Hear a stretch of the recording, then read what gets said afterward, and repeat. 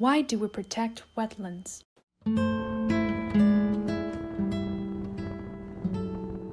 It is 10:50 now, and I am on my way from Hangzhou to Ningbo. The destination is the Hangzhou One National Wetland Park.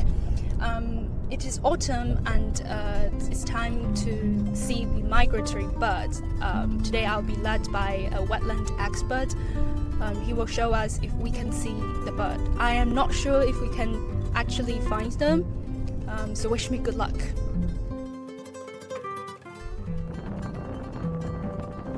Now Dr. Xiongli Hu, researcher with Marine Academy of Zhejiang Province.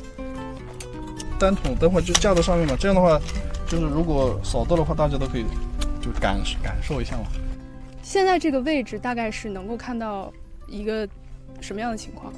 就是我们可能可以扫一下，就是这边光滩上面就是恒鱼类啊这些鸟类的种类啊数量的情况，可以稍微扫一下，看上去应该是有一些的，但数量不太多。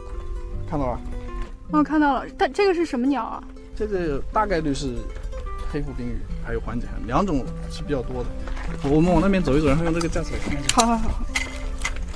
我看到这是一个北红尾区的母鸟。哪里？没看到吗？哦，它在吃东西。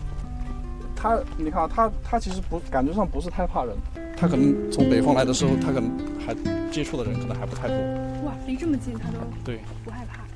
鸟类它是有个双重身份的，就是它本身是个生物多样性的一个代表嘛，那它本身的保护也很重要。那另外一个就是它是我们保护的一个目标嘛。那还有一个就是它也是我们的就是指标，我们可以通过鸟类来衡量我们的保护工作做得怎么样。那杭州湾这2年或者说过去几年的保护的成果，就是在鸟类活动上有没有体现？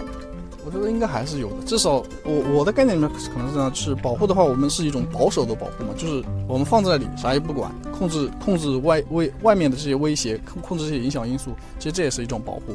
那还有一种就是我们会积极的去保护，就是做生态修复这样子的。那对杭州湾来说，可能整体上还是一种，就是我们把它放在这里，然后不去干扰它，那就是把它留在这里。其实留在这里本身就是对本来生活的这片石地上的这些生物，还有就是鸟类来说，就是一种很大的保护。突然有很多动物在动。对，就是你看上去你就盯着看，然后其实它跟滩的颜色是不一样的，滩的颜色比较深一点嘛，这些鸟在上面的话，就是还是偏白一点的。